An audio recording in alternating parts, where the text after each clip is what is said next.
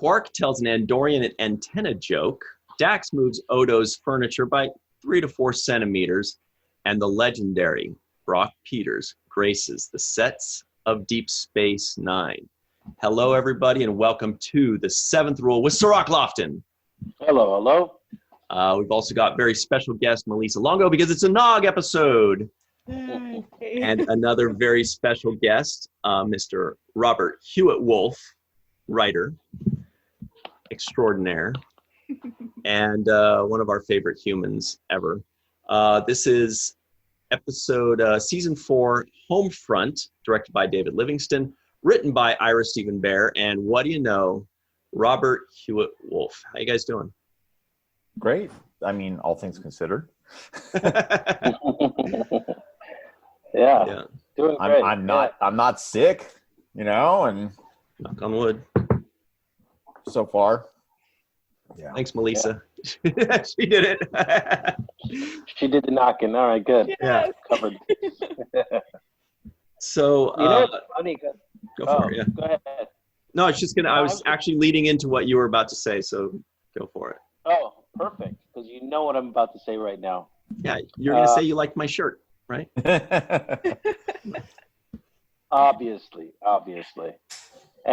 And besides me liking your shirt, I was going to say there were elements of this episode that actually remind me of the exact times we're living in right now. Mm. And that was the fact that they were testing everybody to see if they were a changeling or not. And it made me think of, obviously, how we're going through COVID, testing for COVID. So I know one doesn't have anything to do with the other, but it did remind me of that correlation there. It's really amazing.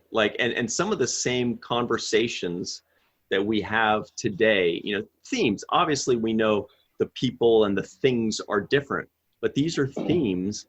And I think, Robert, you said it best when we were reviewing, what were those, the two-parter with Gabriel Bell? Past tense, 1 and 2. Yeah, past tense, 1 and 2. When you said it's supposed to be a warning, not a blueprint. Yeah.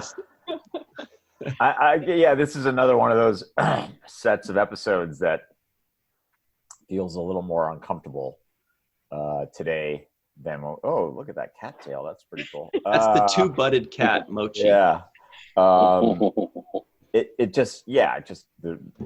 You don't really want these things to feel as resonant as they do sometimes.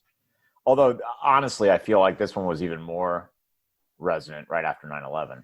I mean, that's sort of wow, yeah, more about what it's about. Although, obviously, as we're recording this yesterday, we just had an insurrection. Watching it, yeah. Arguably an attempted coup. So, you just write the stories, and unfortunately, sometimes they ring truer than others. Let's talk about it, because I'll be honest with you.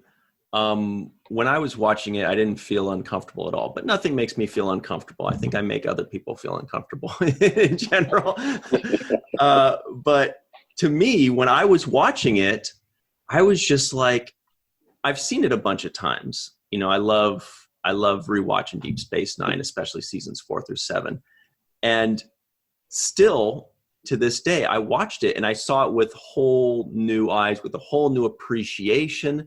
I mean, this man right here, I'm just, it almost makes my eyes water, just like when I think about having him, I really mean it. It feels like he's gracing the set, and Cirroc can speak on that a lot more because he's told stories of when he came on and Avery really stepped up to the plate for him and went to bat and said, look, you better treat this guy the same way you treat all of the legends that come, no matter how they look or no matter how you feel about them. And, he's just like such an amazing presence. And it just filled me with joy and like warmth to see him there. And I love the character, and he's a fun character.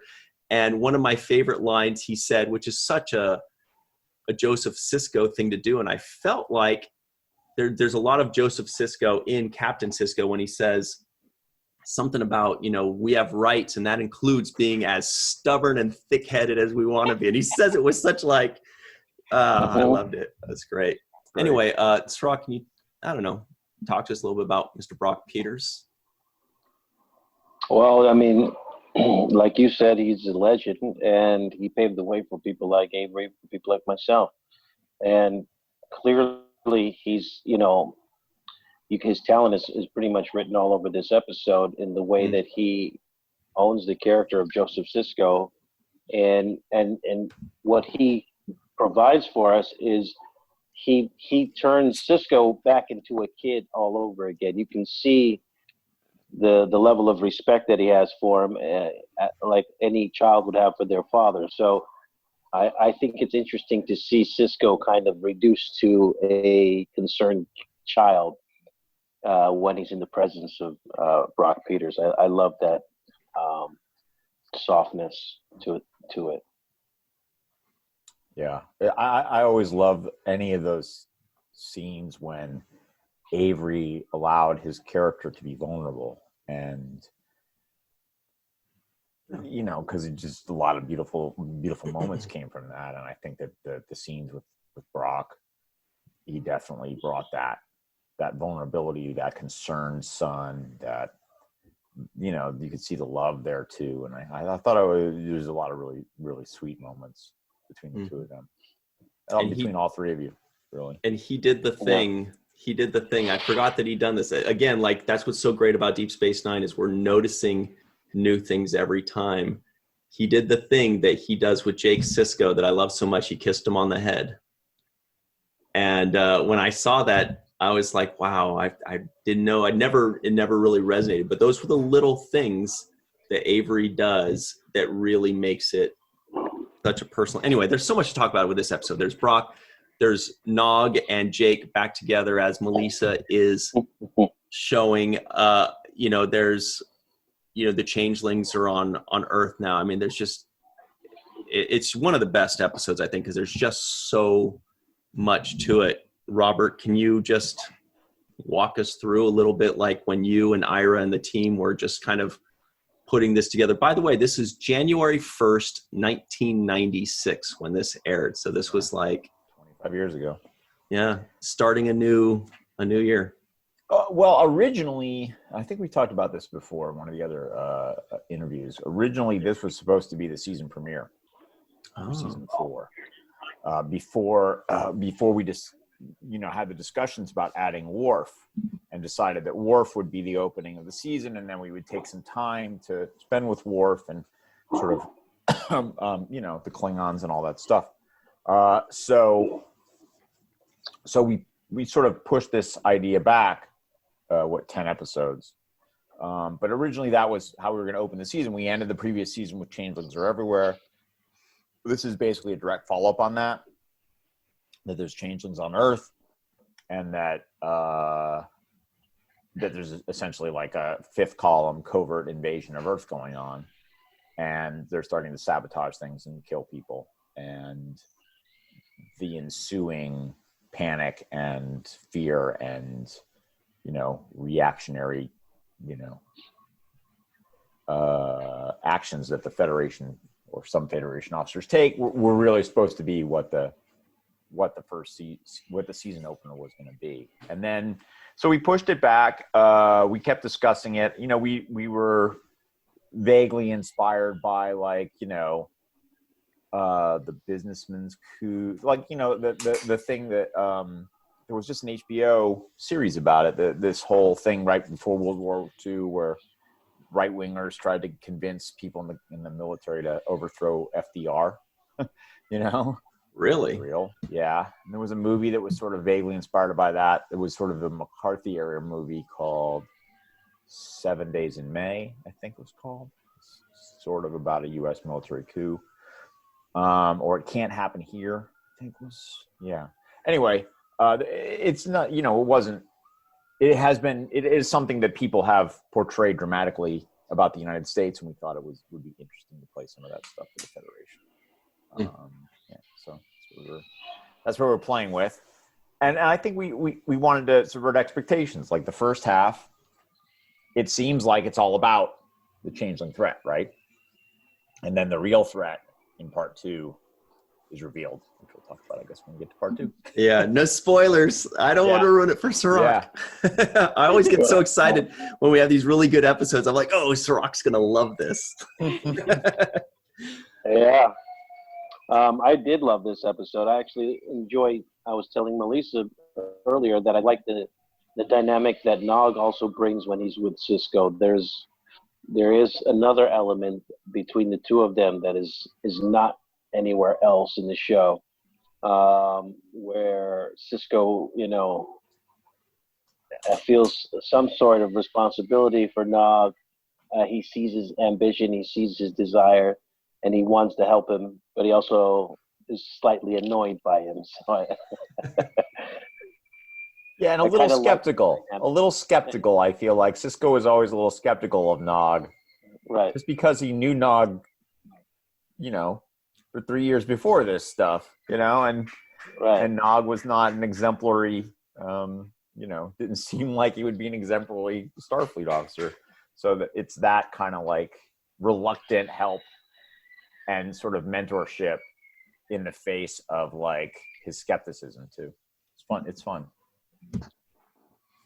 Talking on that, by the way, just real quick, every once in a while, an actor will read a line in an interesting way, and it makes me think I would have read it differently, or I would have expected somebody to read it differently. And there was a line a couple times where, for example, when Nog says, "Hey, I was hoping to have a word with you," when Sisko's talking with Odo, and Sisko says, "Well, we were just about," the line is, Nog says, "Hey, I was hoping, if I could have a word with you, if that's okay." And the line is, "We were just about finished," right? Which I would have thought that on the page it means like, "Hey, we're just about finished, so sure." But the way he said it was, "We were just about finished. Like, this is bad time." And it makes me wonder if you guys wrote it in that way, but then when he acts it out differently like that, it adds this other element that Cirroc's talking about, which was like, it creates that little bit of tension in the scene which, as we know, every scene must have some conflict, and he kind of makes this choice to add that to it. I honestly can't remember whether we gave that line a parenthetical or not. Or that much thought. I mean, we put a fair amount of thought into every line, I think. But sure, I'm sure. But I can't remember that specifically as being something that Avery played against the way we wrote it or towards the way we wrote it. Either one is possible, and I'm not. When I say against, I don't necessarily mean like wrongly. Like, I'm just saying, like, actors read this scene and bring themselves and their instincts to it, and they make choices, and that was a great choice. It's just this kind of moment, not just that like this isn't the best timing, but I'm in the middle of a lot of crazy stuff right now, kid, but also like I'm still not sold on you. There's still a little bit of that there. Right. And I think it's just a brilliant line reading. He brings so much to it. And like I said, we might have put in a parenthetical that said something like reluctantly or something like that, but even that doesn't bring all that nuance that Avery brings when he actually delivers it. Yeah. Well, Malissa, we got to see Nog in all of his glory. It's just so cool when we see Jake and Nog back together. I mean, it's great to see Jake doing things and Nog doing things, but when they come together, there's that magic, right? Mm-hmm. Just like peanut butter and jelly, back together again. Yeah, no, it's great, and it's great to see them pick up where they left off, like a real friendship, somebody that you haven't seen for a long time, but you've been great friends most of your life, and you can just pick up where you left off, even though you haven't spoken to them or seen them in forever. So you definitely get that feeling from their relationship, which is really great. I like that it felt too like it had grown. I feel like that the two of them acknowledged their mutual growth. They weren't the kids that we first saw hanging out together in like past progress. These were young men now, and that friendship was still there, but it sort of was on a different level, which I thought was really nice too. Yeah, I like the level of comfort when Nog first walks up and he says, "Yeah, I'm over here to get something to eat," and he actually sits in my chair when I gotta say hi to him. And it's like, that's what, it's like, yeah, okay, you pull up another chair. I'm sitting here. And I just like that level of comfort that he took in that scene to kind of just make himself like, I come here all the time and eat tube worms. So I'm just as welcome as you guys. I'm part of the family. And there was a moment there where it did feel like he's extended part of the family, Yeah, it was great. It was kind of like Nog saying, "What? I'm not visiting you. You're visiting my hood right now." Yeah, exactly. You're This is where I coming in. hang out. I'm here every night. You guys are the guests. Yeah. That's what I felt. Yeah. And I like that part. It was great. It was great. I mean, again, like, Aaron just always brought so much energy and life to everything that he played, and to that character. They're fun scenes, and honestly, like, I forgot how much of the episode was about the family stuff and about Nog and all that. I remember the A story better than the B stories. Mm-hmm. And it was interesting watching it again, thinking like, yeah, we really put a lot of energy into this family stuff, probably more so than a lot of shows would do. But I think it plays off because it makes everything that's happening very personal. Yeah, there's that connection there that's, I feel, is missing in a lot of TV shows. That the relationship of different people and how they differ between Nog and Sisko and Nog and Jake, and how they would differ. It just feels really honest, and it's fulfilling to watch because you don't feel like you're missing something. Mm-hmm.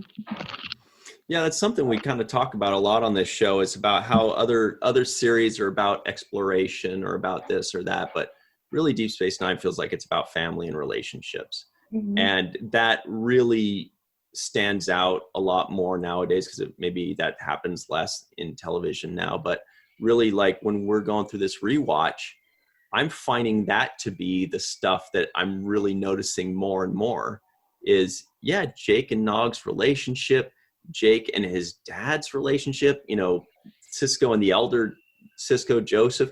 I mean, all of these things, and like all of the friendships and the relationships.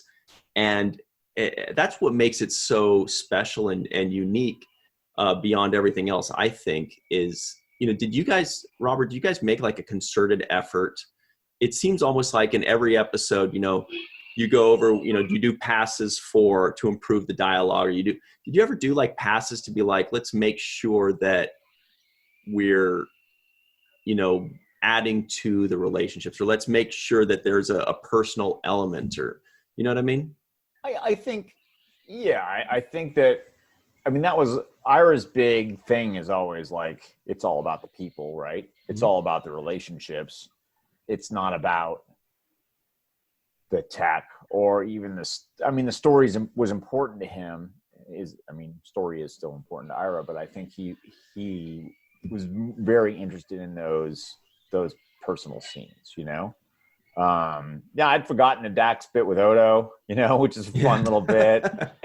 But it's thematic. We were trying to sort of set up the chaos versus order of it all. The sort of Odo, like some of the other characters that we meet, is very invested in things being safe and correct, and everything, it's in its place, and Dax is much more comfortable with chaos and uncertainty. Mm-hmm.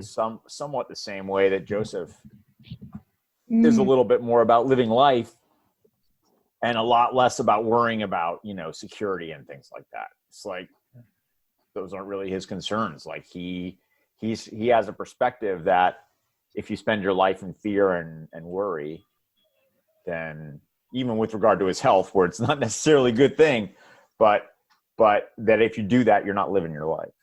And then what's the point, And so that was the tension that set up by that.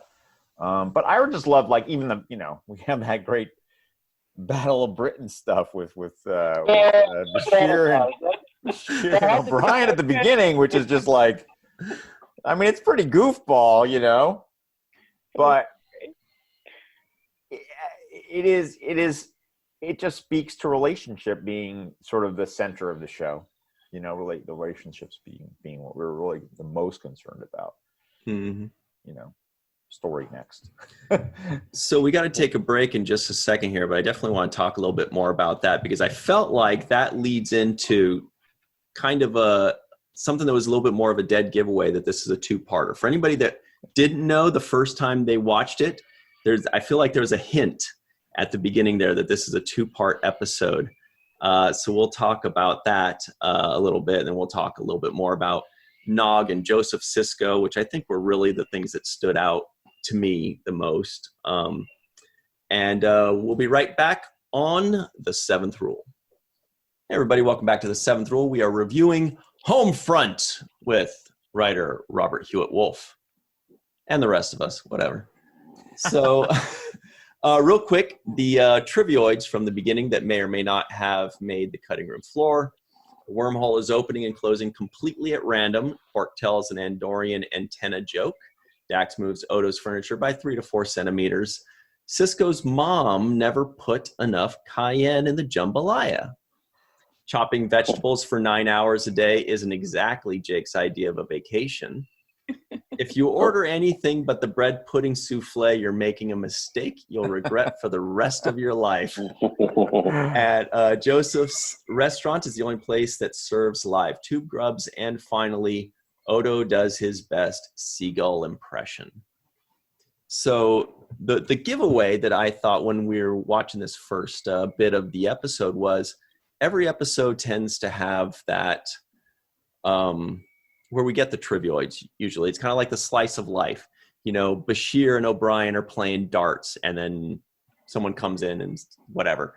Or Kira and Dax are talking about the crew manifest and the Klingons attack or something. There's that thing. There were like 3 of those things at the beginning of this episode, which means you're setting up a bigger story. Is that right?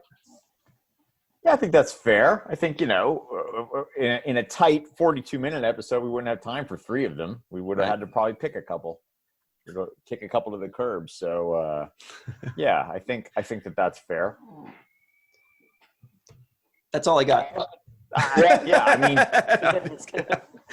I feel like you start to get a sneaking suspicion in that one. It's going to be a 2-parter, like about midway through, where you're like, this plot's not resolving completely. Right? It's just developing more. We're still in escalation. We're still in like growing tension, and wow, there's only 15 minutes left. I don't think you're going to finish this one. I don't think they're wrapping this one up. Now, was this one of the higher budgeted episodes? Because it seems like there was a lot going on. It wasn't because, originally this was supposed to be the season premiere, and we were going to have a bunch of money for it, and then we spent all that money on Way of the Warrior when we decided to add Worf and the Klingons. So those episodes, Way of the Warrior was typically our season intros we usually spend a little more money on, and we spent a crap ton of money on Way of the Warrior. But, in television, when you spend a lot of money on one episode, you got to get it back. You got to like claw it back over time. And in this case, it didn't mean that we tried to save any money on this episode, but it did mean we didn't want to spend any extra money on this episode. Mm-hmm. And that meant that, the street life of New Orleans wasn't as big a part. Like, we wanted a lot more people. We wanted to feel like we were in the quarter, maybe. We wanted to have like bustle, to contrast with some things that happened later in I think in part 2. And the same thing with Federation headquarters. It all feels a little light on extras. You know what I mean? It all feels a little light on action. Didn't Iris say something like that where he wanted like it to be just full of people and there were just like 2 people beaming down and what? Yeah, when they start testing people, we wanted a lot more people. Later on, do the guys beam down? Did they take over the streets at the end of this episode? Right? Mm-hmm. Yeah. Well, like when Federation security personnel are everywhere, it's 2 people. We wanted to have like a platoon of people, and like it just wasn't that. We did spend a little extra on locations. We used some of our out days. I think we went to Descano, one of the gardens around Los Angeles to shoot the Federation stuff. The Starfleet. say something about that, by the way? I know exactly where that is because I live a half a mile away from it, and I visited that place. It's in Van Nuys, right on the cusp of Van Nuys and Sherman Oaks.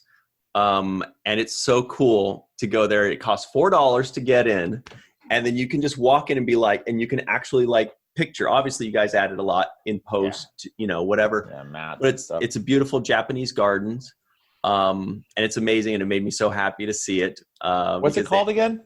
It's at the Tillman Water Plant. Right. So Tillman Water Plant. That's right. Right, and it's in Van Nuys, and it's called the Japanese Gardens. And so it's part of like the water system of Los Angeles. It's like pumping stations, and there's very nice ground. Yeah, it's beautiful. And we used to get not very many days. We called them out days, days where we would actually go somewhere other than our sound stages, other than building something. Like Joseph Sisko's place we built inside the sound stages, right? I think that's right. Yeah. Yeah. And the Starfleet headquarters stuff too.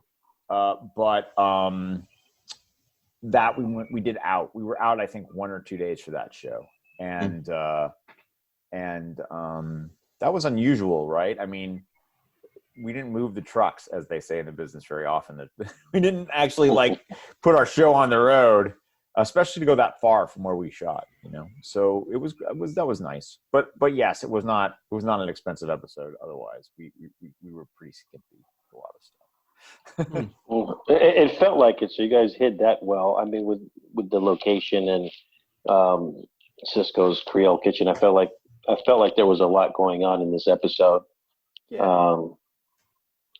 But one of the things that was a real central theme was the president of the Federation talking about not destroying paradise. He was so resistant to kind of change the way normal was for everybody, right? And I feel like we're in that situation now with restrictions and lockdown measures and mask requirements and things. This is something where people have to embrace a new change, right? And the decision making in that. Yeah, we wanted him to have a strong point of view. He was a guy. We wanted him to feel like a thoughtful person who, obviously, Leighton disagreed with, and maybe even some of the audience might disagree with, and Sisko to a certain extent would disagree with, especially in part 1. But he has a strong point. I like to think that I like to retcon him into being the same species as Douglas Jones' character. I knew you were going to say Cirroc somehow. Somehow when you think that he is a member of that species or a similar species that is a herd / prey animal. Where'd you come up with the name for something that looks like a cow called a grazerite? By the way. Well, I mean, yeah, there you go. Right, he's a grazerite. That was perfect. I loved it. Yeah. So yeah, like his people are a peaceful, thoughtful, kind, cooperative people, and he was thrust into this position. He didn't even want to be president of the Federation, right? He says that at some point, and so I think he's an interesting character. He came out pretty well. I think that the actor did a really nice job with the physicality. I think we might have actually had to revoice him, if I remember correctly. Because he had a bit of a Bronxy accent or something like that just didn't seem right coming out of his mouth. But like his physicality plus how we revoiced him, I think he turned out as a pretty good character. Jarish Inyo. Yeah. Which I believe is the only grazerite in the history of Star Trek that we've seen of that race. Yeah, probably. I looked it up like 10 years ago. I know that's the case. I was like, because I really like the character. That poor guy was under a lot of makeup too, so that might have been part of why his voice and his performance was it was both a little too quiet in the voice, and I think he did have like a heavy New York accent or something like that. So yeah, we revoiced him to make him a little stronger, vocally stronger. You're like, hey, I'm a pacifist over here. But it's more like, hey, I'm a pacifist over here, and you're like, well, you're both too quiet and too New York. Say that to my face, buddy. Yeah. He's a good actor. Like that guy's a really good actor. I just think it was like one of those things. Like, and I think Cirroc can speak to this. People could come on to Star Trek, Deep Space Nine, and good actors, and you'd put them in makeup and put them in the costumes, and sometimes they'd feel kind of lost, I think. I mean, you probably saw that more than once, right? Yeah. Especially when someone has a big part, and especially when they've never really worn the makeup before, the latex. Like, I mean, that's part of Aaron's gift, right? He could put all that stuff on and come through. That's Andy and Armin and Renee, you know, all those guys, Mark, could act through that makeup, you know, and not everyone can do that, you know. It's tough, and it was a tough set. It was tough, man. You had to bring your A game to that to the show. It was like, you know, I think it could be very intimidating for guest stars to come in, which is, you know, Sure, speaks to what an amazing actor Brock is, and what's both Bettine and Leighton I thought were both really good too. Both of whose names I'm forgetting, and I shouldn't, because they're both. I'll look them up. Yeah. Melissa, do you remember the first time you saw this episode? Do you remember talking about this with Aaron or anything back in the day? No. I don't think we saw this episode together. Yeah, so there's no we didn't see this episode together.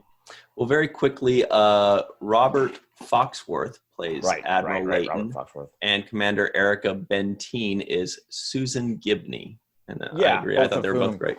They're both great, and they both are like pros. So they were terrific. I mean, I think that their characters really meant a lot to the show, to the episode, for sure.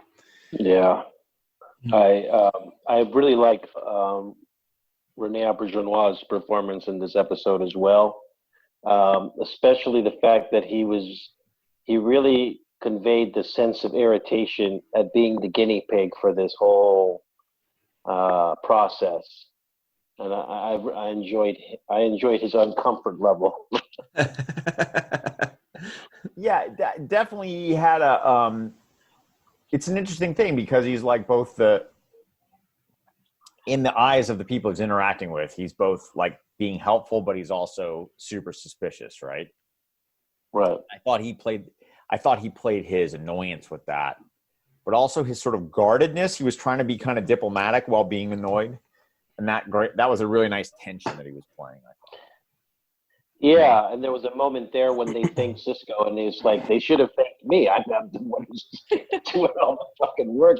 They shot me 15 times. So I like the way he played that. And he also mentioned, he called himself a guinea pig. Like, I'm not your guinea pig, you know. And I just felt like he played the position of being seen as the problem, but also trying to be the solution. I thought that's a very interesting place for him to be. Yeah, it was fun. I mean, that's the kind of thing we try to find for all the characters, is those moments of like tension, you know, even like in the personal stories, even in the fact that like Jake loves his grandfather and is super annoyed by all the crap he makes him do, you know, like, It's like, I love you, Grandpa, but I don't like being your kitchen staff, you know? I thought that moment where Avery was like, "You're a man now. He's going to make you a waiter." It was great. Yeah. Now, see, I really liked it when he said, when Jake says to his grandfather, he says, "The doctor says you need to keep your weight up," and he says, "Don't you start too. I've got a vat of crayfish that needs some cleaning." He's like, "Whoops, all right." You saw me. I shut up, went right into my plate. Nothing to see there.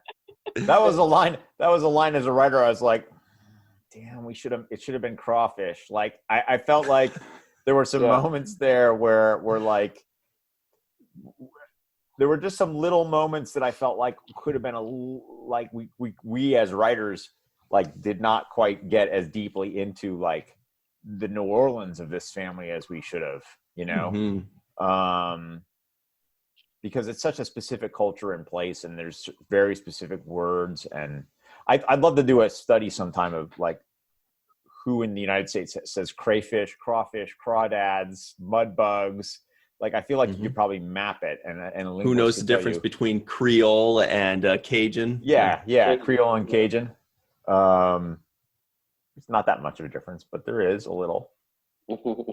cloth tablecloths. That's what I feel like the difference is, to be honest. What's on the table? Creole is city cooking. Cajun is country cooking. That's the actual difference. And because Creole is city cooking, it's much more part of the African American community in New Orleans than the Cajun, which is very specifically the French descended people out in the countryside a little bit. I hope that's right. Please don't write, Ryan. And when I looked it up a while ago, that's what I remember it being kind of like a proximity thing. Like this is the inner city and then everything outside of that. So I think that's what it was. Yeah. Yeah. And Creole is a little more refined. Like I said, I'm not joking when I say cloth tablecloths. Like if you've got linens on the table, it's probably more likely a Creole restaurant. If they dump the crawdads, if they dump the crawfish onto a newspaper from a bucket, Cajun. That's Cajun. It's delicious, by the way. There were many lines that I liked in this episode. One of them was when Sisko tells Nog, Jake tells me everything. Just that line in itself I thought was great. I love Joseph Sisko saying staying healthy is a full-time job. And I don't have time for two jobs. Too old for two jobs, right? Yeah. I love that line. I think that might have been Ira's dad. I mean, Joseph is definitely more inspired by Ira's dad than my dad, I would say. Okay. You know? Really? You said your dad was military, right? Yeah, my dad was a career military officer. He was a Green Beret, and he's an Army officer and all that stuff. Ira's dad ran a tuxedo shop. Oh, nice. And so he was more part of the community. You know what I mean? He was like a shop owner, a guy who ran his own little business and was part of the fabric of the community where he grew up. And so I think that that's kind of part of where the inspiration for Joseph came from, was that specific background, that feeling of a guy who is of a place, like my family was not of a place. We were a military family. So that's a very specific culture. That's much more like what Sisko and Jake are, nomadic and the job is first and it's a dangerous job and there's all this honor and duty and all that other kind of stuff. And it was nice to see that he came from this completely different background. Sisko comes from this completely different place, than a lot of the kind of Starfleet people you see, which I thought was a nice distinction too. Mm-hmm. And there was a moment that I thought played extremely well in this episode. It might be the best moment in the episode, where Sisko looks at his own dad and starts to question whether he's a changeling or not. And just that paranoia, yeah. Yeah, that little bit of doubt that was creeping in, I thought played so well because it just showed you the magnitude of what we were dealing with, I felt. Yeah, I think that's what the episode was supposed to be about, right? It's the growing paranoia when you start to distrust your own father. When we're in when we become in a situation as a nation where we're in fear of the invasion of the other or the infiltration of the other, and the communist, like the Red Scare or like what happened after 9/11. That's what it reminded me of, yeah. At the time, like we were, obviously it was before 9/11, so we were probably leaning more into the Red Scare and the politics in the U.S. in like the 50s and 60s. Mm-hmm. But if it's universal enough, you can apply it to today, or you can apply it to 9/11, and it still plays. So that's cool. No, that's exactly what I read into it, was kind of like that paranoia of, the USSR days of back then, where everything around the corner was a commie, the communism is coming, here comes that guy's a commie, or, there was always that fear and kind of watching your neighbors kind of thing. So it definitely came through. If you see something, say something. Right? That's right. But then I love the way that Joseph Sisko really calls him out on it. Like, what's the matter with you? What the hell's wrong with you? You thought I was, and he calls him hard on that. Does.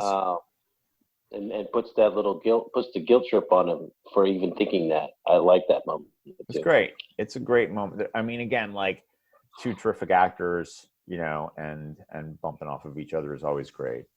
And yeah, we just wanted to speak about that kind of like the loss of liberty with the increase of security, right? That's always the balance. It's liberty versus security, right? Exactly. You can have complete security if you have zero liberty, you know, and you have no security if you have maximum liberty. It's pretty hard to be secure. Pretty scary. So how do you find that middle ground, you know? Yeah, it's a tough thing. Yeah. You know, that line actually reminded me of something from The Next Generation a little bit, and this is for you Star Trek nerds out there that are like me.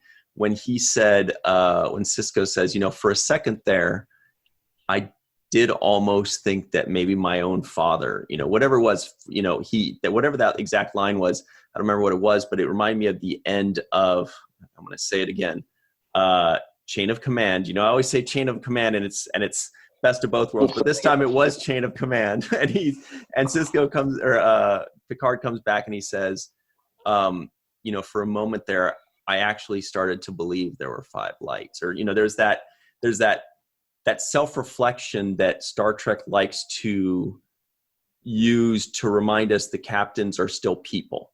Like even the captain themselves can secretly admit, you know, for a second there, I wasn't as sure as I always act, you know, and it was really good, a good humanizing moment. Yeah. I mean, I think that's sort of Star Trek 101 to a certain extent. Like these are these hyper competent guys, but you every once in a while you got to show that they're sweating under there, you know, otherwise they cease to feel like human beings. You know, you have to see that they have their moments of doubt, you know. And again, Avery played it beautifully. Like I feel like Avery does a lot of great stuff, but I always like him when he's vulnerable. I always like Sisko. Those moments of vulnerability, they're rare, but when they're there, they're just beautiful, and I really love how he plays them. That's what his family brings out of him. Yeah, it's almost always with his family. Mm-hmm. I mean, later there's some moments with Cassidy for sure, you know. That's family too, though, right? Mm-hmm. But he has those moments with the crew from time to time. But most of the time, he's trying to present himself as the strong authority figure. Mm-hmm. So we only have a couple minutes left. Malissa, this is it. Nog is dipping his toes into Red Squad, which has always kind of been like, you know, even though it was only in 2 episodes, it was kind of something that stuck around for a while. Like I remember using when I need a special group, we called it Red Squad, you know, in reference to this episode. I'm sure you must have seen this episode before, but do you have any predictions for the next one? Well, I think I know I've already seen it, so it's hard to make predictions without giving spoilers. But it was hinted at the end of the episode anyway, as the Red Squad was being used in other covert missions. So, did you have any moments that stood out in this episode to you? So many. And if we're going to reference Nog particularly, is one I did want to mention. I thought it was amazing how thoughtful and how much Jake knew his friend. And when something was bothering him, he was like, okay, tell me what's going on.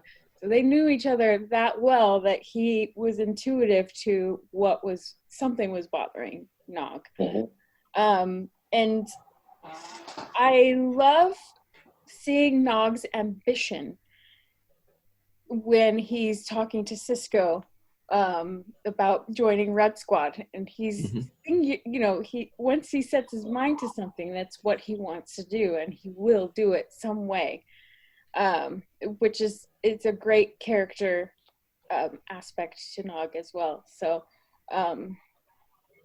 And yeah, I love Joseph Sisko too. He's so great. Yeah. I love that line. I love that how Aaron delivers that line. The thing about the academy is it's school. Yeah. Yeah. Don't forget that it's still school. It's still school. I also think that's not what that character expected, right? I think that Right. that the thing that people and this is just from my background, growing up in the military, thing that people forget about the military academies, Air Force Academy, Army, and all that stuff is they're like serious schools. It's not like all this parades and training and stuff like that. I think someone told me if you major in English at the Air Force Academy and you just take the regular loads of courses, you're still going to end up with a minor in electrical engineering or aerospace engineering or something like that, because you can't avoid all these super hard classes that are Mm-hmm. So that was a fun little. I thought he delivered that really well. Were you the guy that they would always reference or ask when it comes to military things with your family military background? Were they always that's a Robert question? Yeah, a little bit. Ron was Naval ROTC, I think, when he was in school. I think he was.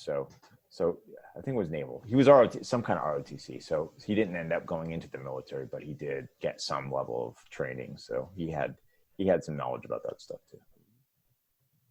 Cirroc, you started to say something. I jumped on you. No, you kind of hit the nail on the head with the comment I was going to make, because I love that line as well. He's like, Jake, they call it the academy, but really it's just school. Don't blow your mind over thinking that I'm having this really lavish experience. I'm really just in school. And Nog, I got the feeling Nog didn't give a crap about school. No. On Deep Space Nine. And that's what I thought appealed to him about Red Squad, because when he was selling Red Squad to Sisko, he was like, they get to do this, they get to do adventures. And right. It's the hands-on stuff. It's not the reading the books and studying for the test stuff that I want to do. I want to be there and be in the mix on action, real life action. He's like, I've already been in school for a week. When can I go on missions already? Jeez, it's taking forever. We said he'd been there for a month, and that timeline just does not work. We should have that line was wrong. He should have been there for several months, right? At that point, right? We screwed that one up. But to say I've got the right grades for it. I'm like, already? Already? Yeah. That's a reflection on the character. That's what Melissa was saying. When he does set his mind to things, Nog does them, right? Mm-hmm. And so even though he hates school and never really took it seriously, when he realized he needed to get good grades to stay here and be what he wanted to be, he got them because Nog could do that. I thought that was cool too. Yeah, but you're right about the timeline, because he actually said, I think the line was, I'm not fitting in. Nobody accepts me. And I'm like, you've only been here for 3 weeks. Give it some time. We took him there in season 3. We took him to Earth in season 3. It's episode 10. Right. Yeah. I think that might have been an orphan from when the episode was supposed to be the premiere. Oh.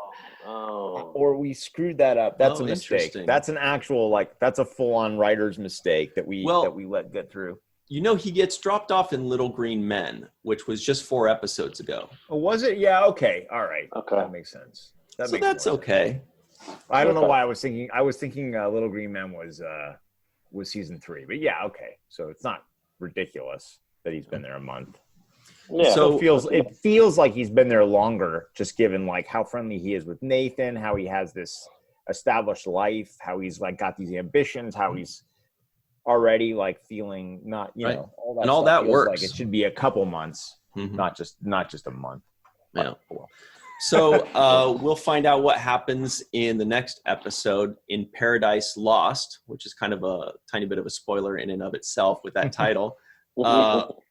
But Robert, it's been so great having you, and we can talk about this another time, but you really unlocked the relationship between Jake and Nog for me personally back in the day, when you said that, being that your father was in the military, and we had Jake Sisko kind of on the path of following his father's footsteps, but then you kind of flip-flopped it and made him become the writer and Nog go in the direction of Starfleet. And that really kind of unlocked those characters. So every time we talk about Jake and Nog, I think about that kind of decision making, you know, so it's really awesome. I want to give a shout out actually, because I don't think I mentioned this before, but I had a friend growing up and who I went to high school with. His name was Mike. And Mike was a bit of a punk. Like his brothers were like gang members. All Mikes are. No, I'm just kidding. Oh yeah, but like he was a bit of a punk. He was what we used to call in San Francisco WPOD, which is a white punk on dope, you know. And we were friends, and he was a good guy. And he went into the Air Force, and he actually ended up being like one of the highest ranking enlisted men in the entire Air Force. Like he was like he ended up as an E9, which is basically like, you know, there was like one enlisted man over him in the entire Air Force. Like he was like one of the top like 50 guys in the enlisted ranks in the Air Force. And so Mike is a little bit of the inspiration for Nog's journey too, which I don't think I've ever mentioned before. No, but, like, that's great. The guy who comes from like a little dicier background, who was my friend growing up, who really made something out of himself in the military. Wow. So we do have to run, but Mr. Wolfe, thank you so much. Best follow on Twitter, by the way, ladies and gentlemen. Also writes excellent books. We'll include that in the description box below. I just purchased one for a friend's son, and I'm looking forward to reading it myself. Really good stuff. So check that out in the description box below, and buy some books that Robert's written. They're awesome. What's wrong with that? Just do it. Anyway, but really, thank you very much, Robert. We really appreciate Always you. Always fun, guys. Always fun. Great. And everybody at home, stick around. We've got the free-for-all next, and we'll be right back on the 7th Rule. Hello, everybody, and welcome back to the 7th Rule. I'm Homer Frizzell, and with us here today, we have Malissa Longo, Sue Gruner, TJ Jackson-Bey, Katie Carr, Skillet, Carly Creer, oh, I should put my glasses on, Creer, I believe it is, Ryan T. Husk, and Cirroc Lofton. And Mochi's butt. Welcome. I just saw Mochi's butt. And Mochi's butt. Well done. So we've been having a little bit of fun before we started recording, guys, and our good friend Skillet came up with an excellent question. Do you want to ask it for us? Sure, absolutely. We love the show, probably not for this reason, but it's one of the more interesting aspects that they sometimes feature on screen. What food has been eaten by a member of the crew of one of the ships or on a station or an alien species have you seen on screen and you're like, okay, most food on screen looks gross, but that looks delicious. And what have you said to yourself, I want to eat that? So what's your favorite Trek food? Mm-hmm. By the way, that's a cool Nintendo remote or controller you've got behind you. Yeah, it's a book. Nice. It's a book about the history of game consoles. Wow. Nice. Yeah. Wow. All right. Well, Malissa, are you looking stuff up right now, or do you already have a... Well, she's hungry. She should have something ready to go. By the way, we forgot to mention this earlier, but Malissa is wearing her awesome Chat Pack shirt that she designed and created. Let me see if there we go. We're showing it right now. And you can get that at her online store, which is called walkingartmadebymelissa.com, and purchase it there. Check it out. Any Star Trek food you always wanted to try? The Kai Wynn.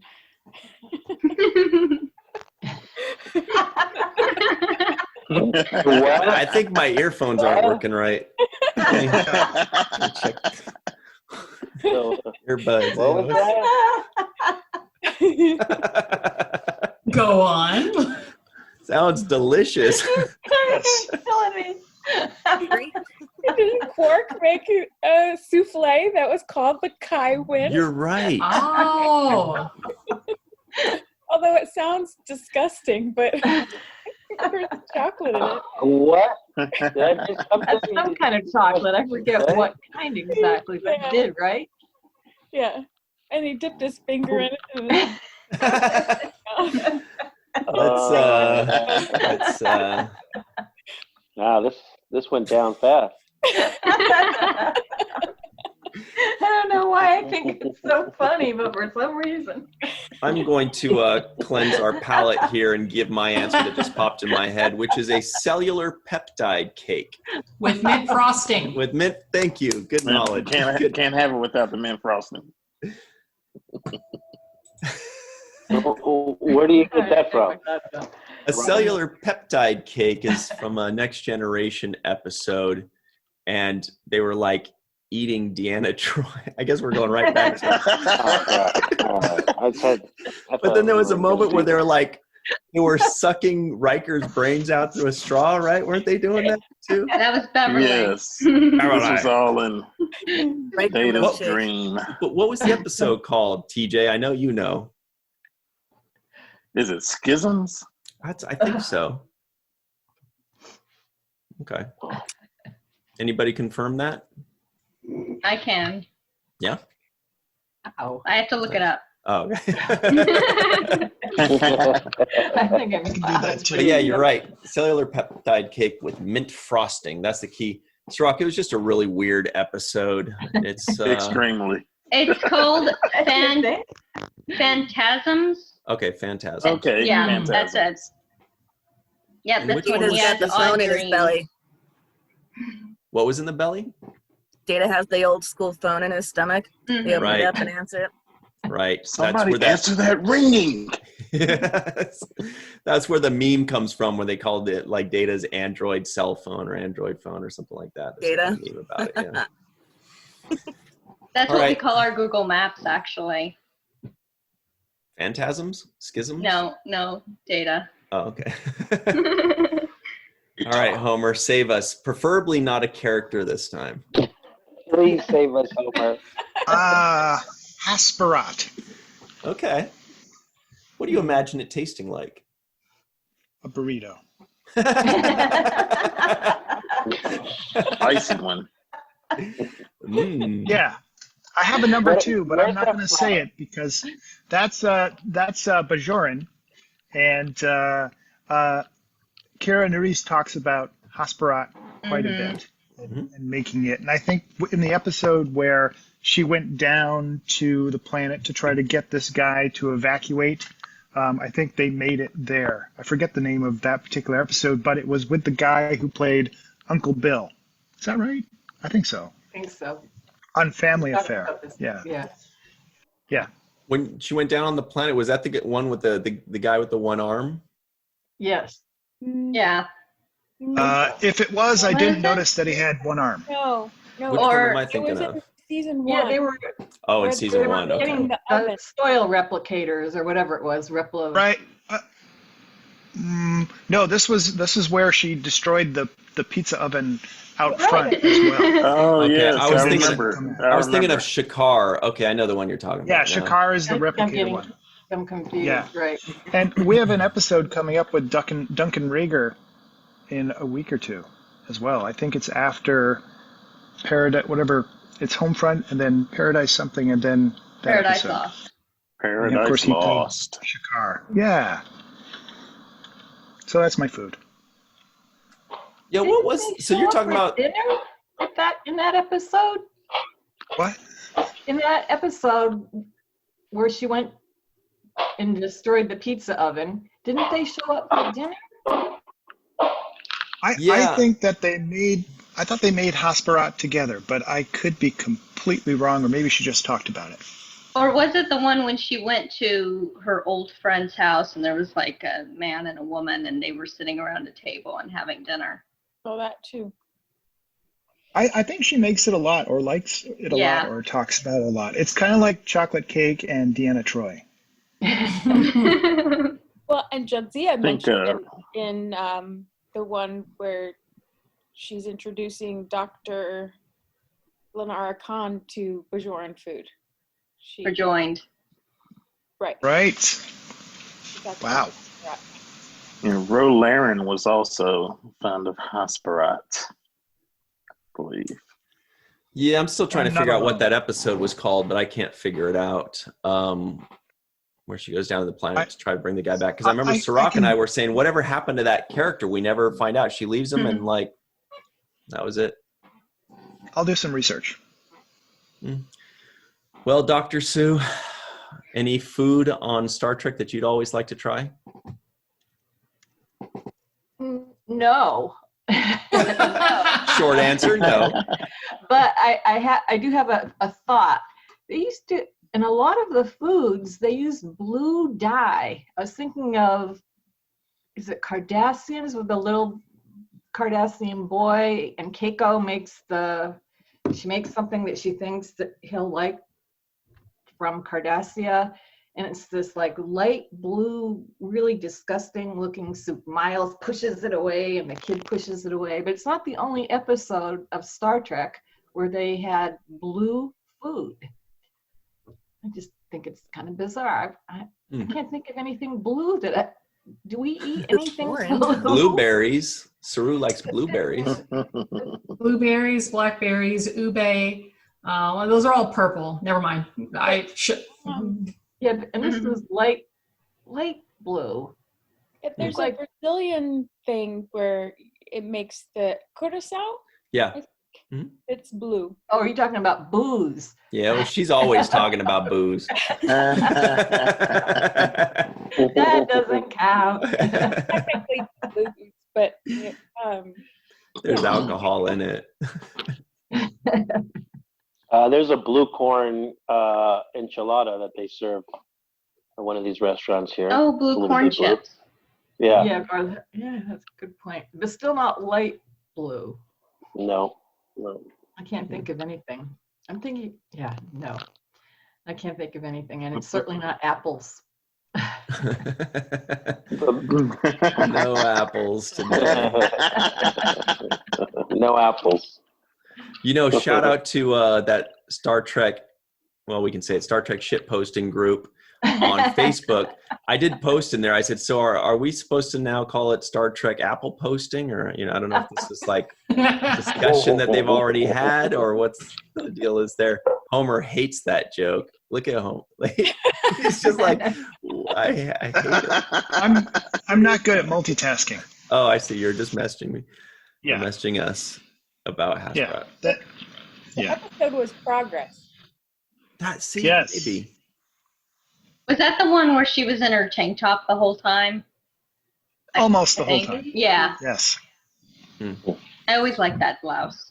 Me too. Well, Skillet. For me, it's kind of a tie between the Katarian chocolate puff that Deanna Troi had with her ambassador from that other planet in that episode on TNG, where he wanted to experience all the pleasurable desserts. Katarian chocolate puff, anything that Tuvix ever made in Voyager. Wait. Tuvix? Tuvix, specifically specifically Tuvix. him, okay. Remember Janeway was like, Neelix's food was always kind of but then Neelix and Tuvix together, kind of like his food mellowed and it had more of a complexity. So I was like, anything Tuvix made on Voyager.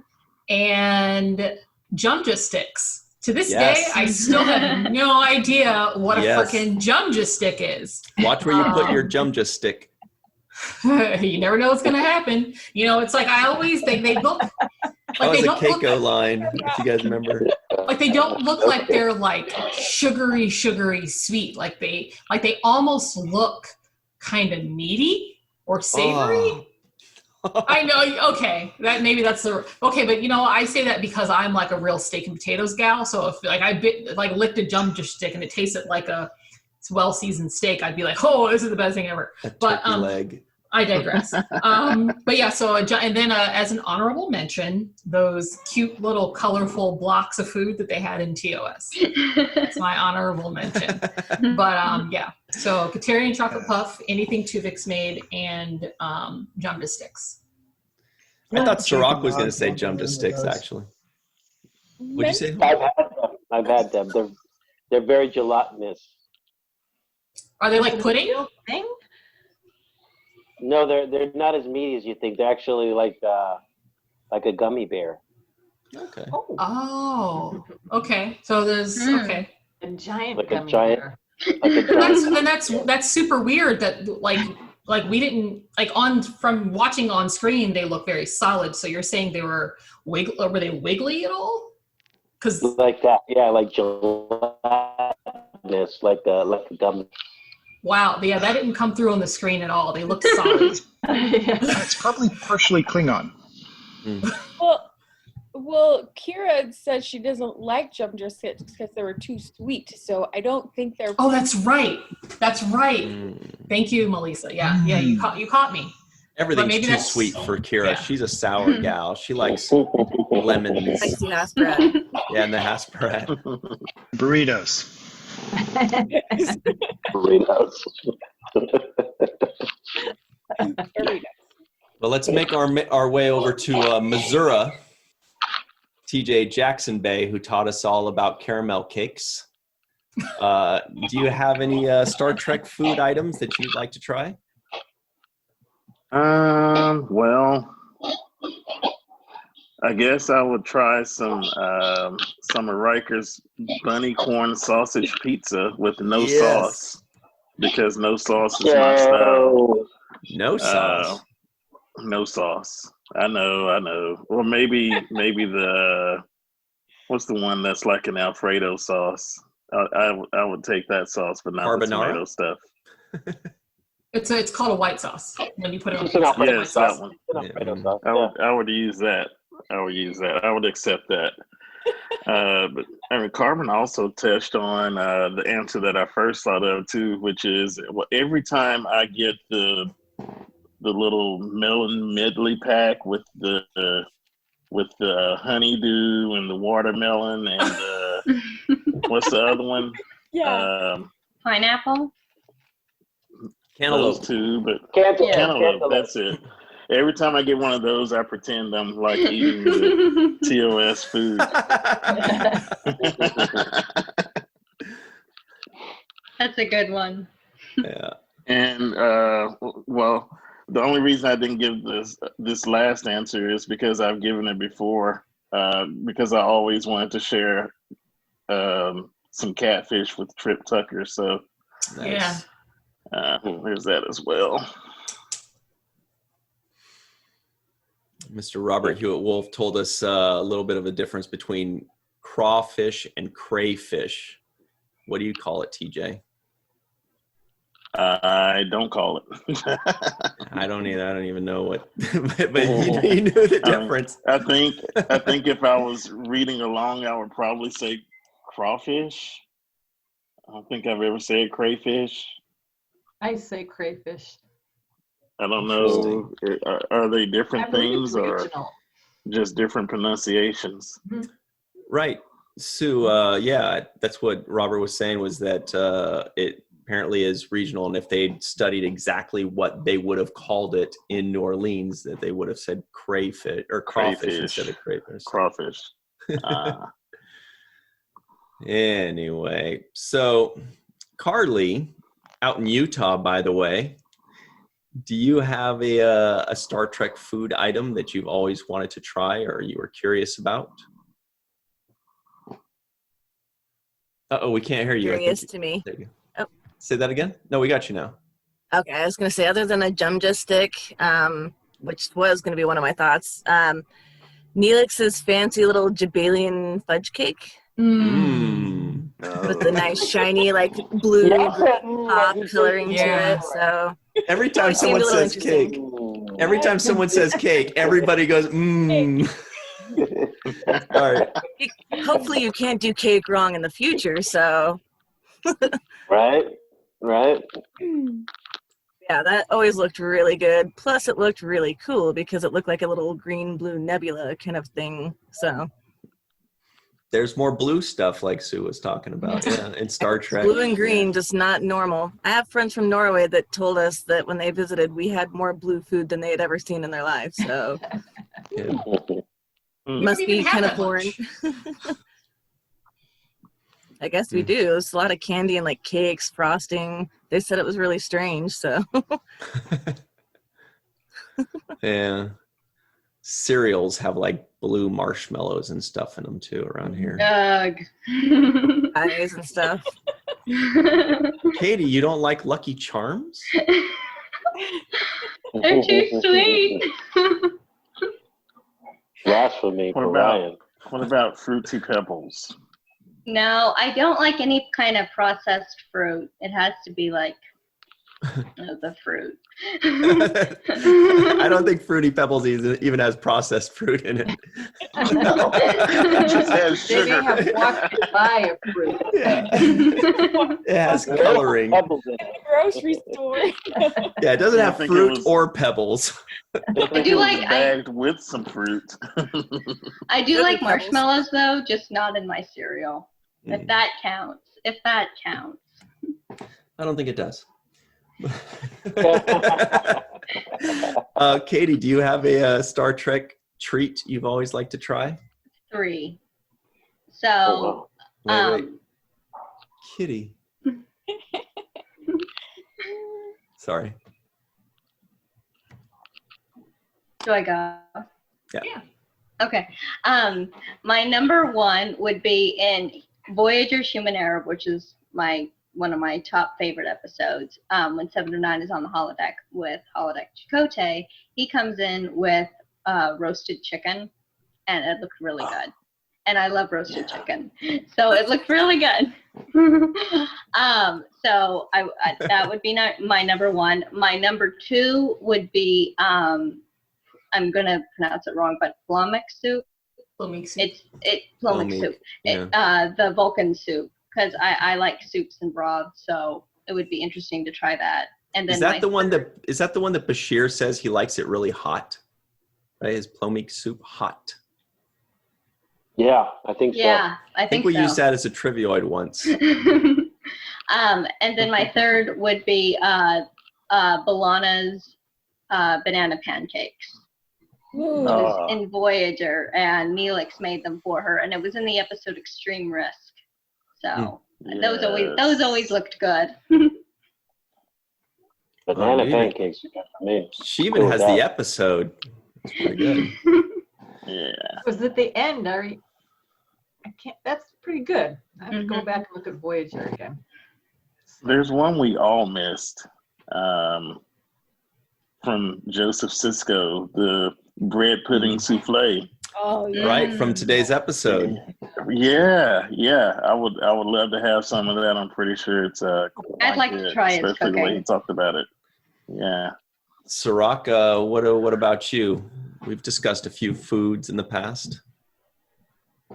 Yeah, I think my favorite of actually eating was the jambalaya. So I'm going to go with the jambalaya because I do remember them having jambalaya and me eating it, and it was actually good. Really? It wasn't just like some cold, No. whatever stuff. Oh, Nice. Wow. Actually, they made a batch of jambalaya with shrimp and everything in it. And it was my lunch. Nice. Nice. So that was good. Yeah, I love that. That's when we saw this episode, we watched this episode today to review it. And when they mentioned jambalaya, it made me sad because that was one of my favorite things before I became vegetarian. I'm sure there's vegetarian jambalaya out there, but then that's a lot of stuff that you have to replace. Yeah. I've never had jambalaya. It looks good I though. haven't either. Me neither. It's pretty No, delicious. really? What? oh. Are you serious? Yeah. It's got pieces Love of it. sausage in there. It's got shrimp in there, Mhm. beans, rice. I mean, I don't eat seafood, so maybe that's why. But you can probably substitute the seafood. No, because I usually make it in a whole pot. I just eat around the seafood Oh. because it makes me Yeah. a little itchy. But yeah, it's yeah. If you eat, I eat around the shrimp, and it's still really, really good. Yeah, flavorful. What about you, Ryan? What's your food choice? Well, the cellular peptide cake with mint frosting, but I was going to mention the jambalaya earlier, so I'm glad that you did, because I do miss it, and it was really a delicious thing. I think they used to have it at the Disneyland. At Disneyland, they had them in the bread bowls for a while there, and it was so good too. And they had the New England clam chowder in the bread bowls at Disneyland, and oh boy, is anybody getting hungry yet or what? No, I ate before. I'm getting hungry. That's for sure. For breakfast, lunch, and dinner all at once here. Yeah. I know that everybody wants cake. I mean, I need to like look into like mail order like options of how to like pack a cake properly to mail it to people, because it seems like everybody's clamoring for cake lately. I need to like capitalize on my newfound like love of baking. Well, that's the other thing too, is everything that's delivering cake will only deliver like a giant cake to make it like worth their while. They don't want to deliver a slice or a mini cake or anything like that. And then you're like, if everybody's quarantining at home by themselves, you're like, is anybody really gonna have like a giant cake? I mean, we probably would, but we probably shouldn't. Fun fact. Divulge the whole cake yet. Fun fact is you can cut a cake into half or quarters, and it freezes really well. You never put a cake in the fridge. You either leave the cake out room temperature, or you put it in the freezer, and it freezes really well, and then it defrosts really well. So that's a little aside from Star Trek. Just the more you know. Sue and Katie and Malissa were nodding in agreement. Yeah, no, I've heard this too. You can. I've never heard this. You can freeze a cake. Yes. Yeah, my mom has done it. Yeah, it's much better to freeze certain things like breads and cakes, rather than putting them in the refrigerator to preserve them, and then let it defrost, for X number of hours or a day when you want it, either in the fridge or on the counter. So yeah, it tastes exactly the same as when you first made the cake if you put it in the freezer instead of putting it in the fridge. Like I'm telling you guys. So yeah. Okay. Croissants and biscuits, refrigerate or freeze? See that I would, I think those are best eaten fresh. Yes, I was just saying, no saving those. Yeah. So, because the croissant with croissants, the butter levels are so important to the croissant, and the bread part is so flaky that I'm just assuming here. I feel like putting it in the freezer might kind of mess that up, and then when you defrost it, it might like deflate. I don't know. Like that's just I'm spitballing here, but I think that's blasphemy to freeze a croissant. Yeah. Carmen, because I bake too, do you use applesauce with anything you do? I have not yet. I have not tried that, but my mom can't eat anything. Like she can't eat anything. So one thing I do want to do is if she ever starts to come to visit me, whenever this is all whatever, I do want to start making baking things that I know that she could eat and enjoy. So so applesauce and flax seeds, like making a flax egg, and then some other substitutions. Right. I'm hoping to because now it's just like butter. Like I'm like Ina Garten, Paula Deen levels of butter in here right now. Like it's just butter and it's just, buttermilk and then heavy whipping cream and eggs. Like it is just, like, am I in DC or am I in like Mississippi right now? Like it's really like there's so much butter coming through this condo. Like it's getting to be a problem, you guys. Like I can't go to the gym and I'm just in here baking. Whew. But things could be so much worse. But I've got my baked goods and I've got Star Trek, so I'm all good. So everybody at home, we've got 2 questions for you. Number 1 is, what Star Trek food would you like to try, or which always seemed delicious to you, or you wanted to make or eat or force somebody else to try? And the other one is, what do you want to see Skillet bake with butter?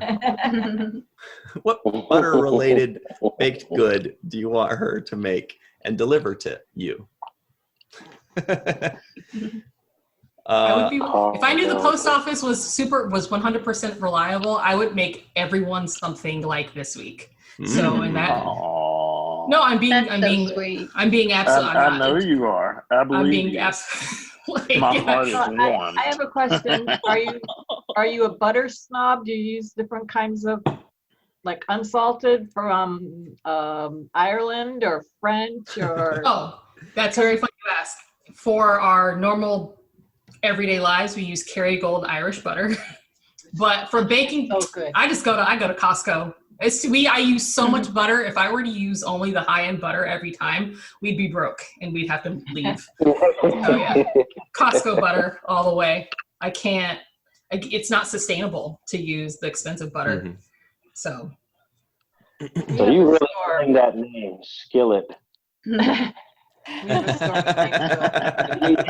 You got to be a chef to have a name like Skillet. It is a great name. There has We been have a lot French of cooking store. happening.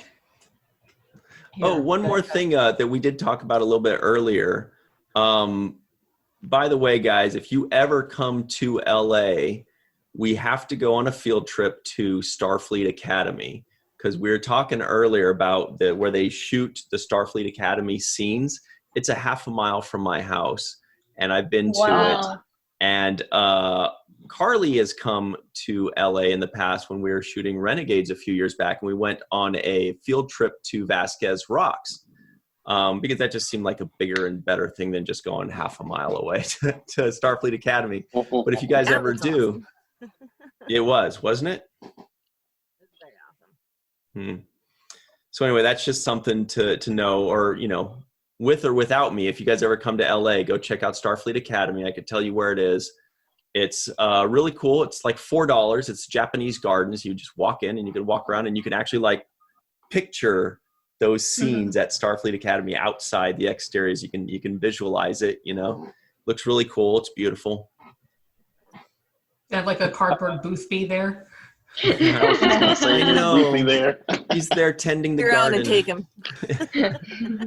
Is that Ryan? Is that where they filmed the opening of Picard when he was going to Starfleet to meet with the? If I Admiral remember there? correctly, no. If I remember correctly, I looked for that specifically, but it was a different place. I think it might have been in Anaheim or something like that. I'm not 100% sure. We'll have to look that up. But I don't believe they used the same place, because I've been watching that. But they've definitely used it in Deep Space Nine, as we saw. They've used it in Next Generation, and they used it in Voyager, I believe, as well.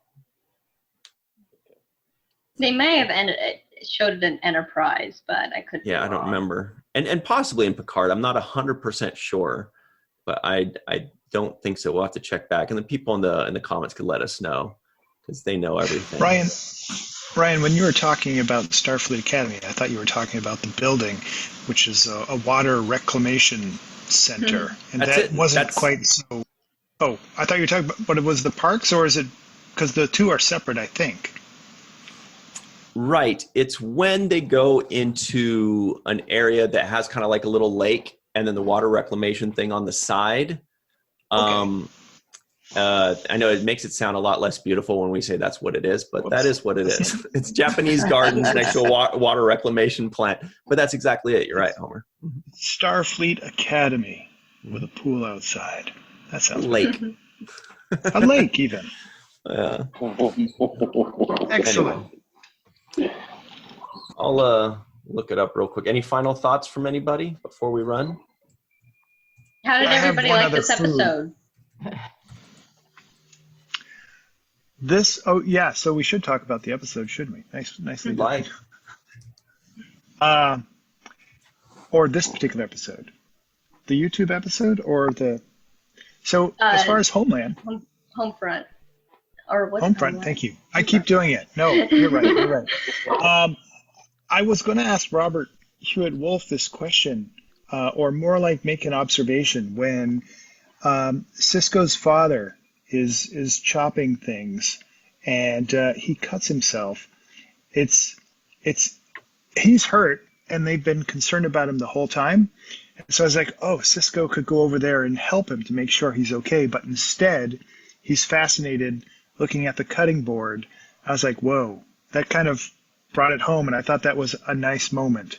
I mean, of course, he had to go past the cutting board to help him. But even so, I thought that was a nice choice. Yeah, we talked a little bit about that moment. And I thought the biggest thing was the fact that he was starting to question whether his dad was human. His dad. Yeah. Right. And the doubt there is the thing that he was kind of shameful of, just, having doubt.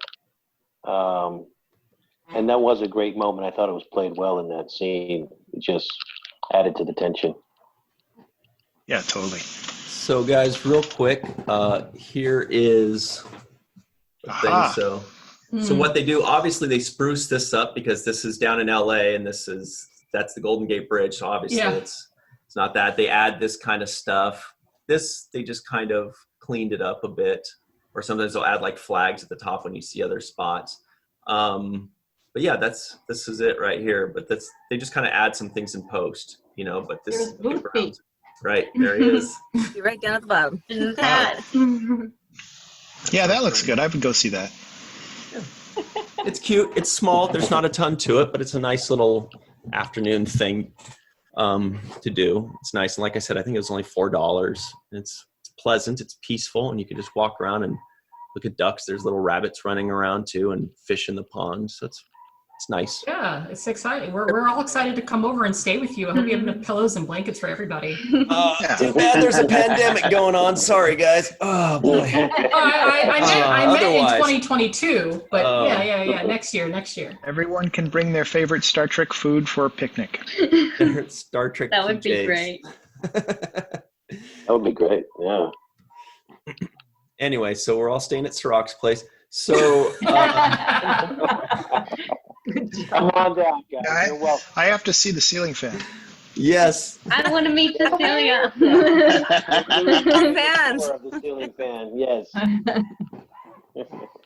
All right, so we better run here, guys, but thank you all so much for joining us. We also would like to give a very special thanks to Skillet, to PJ Thomas, to TJ Jackson-Bey, Bill Victor Arucan, Yvette Blackmon. Arucan. There we go, in stereo now. Mr. Homer Frizzell, Eve England out in Wales. This was a little too late for her, sadly. Titus Mohler, Tim Baum, Dr. Sue V. Gruner, and Robert Weissburg, and Darlena Marie as well. Also special thanks to Mr. Robert Hewitt Wolfe for joining us. We had a very special birthday just the other day, Mr. Aaron Eisenberg, and another very special birthday just right before then, Miss Melissa Longo. She got lots of birthday love, I think, right? Yeah, that's what I spent the day doing, was responding to messages. So, yeah. So I'm glad you got the love, and we do want to make sure everybody knows, Aaron Eisenberg's birthday passed by, and we all celebrated him. It was so cool to see so many posts about him.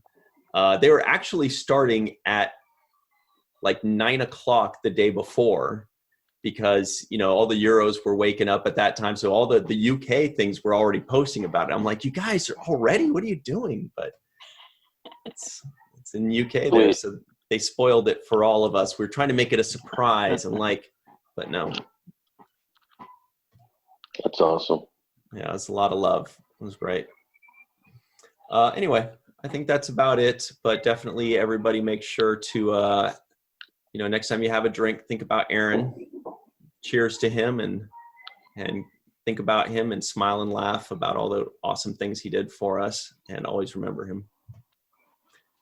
And everything else, any last words, Rock? Yeah, there was a line he said in this episode I think would be a good one to end on. And it was a scene between the two of us, which I really enjoyed that scene. There was some really good moments for the two of us kind of sitting down. I'm kind of probing to say, hey, tell me if something's wrong. If you don't want to tell me, that's fine. But when he finally does tell me, and then we start talking, and he says, I am a good guy to be around. Yeah. I like that line. And I love that line. And yes, Aaron, you are a good guy to be around. And I always thought that way. So I felt that moment really expressed our friendship at that, that summed it up pretty well for me. Definitely. So Here. on that note, we'll leave it happily and thinking about Aaron, and we'll see everybody real soon. Next week, we've got the other half of this, which is Paradise Lost, and it's going to be awesome. Or as Skillet says, it's going to be pretty cool.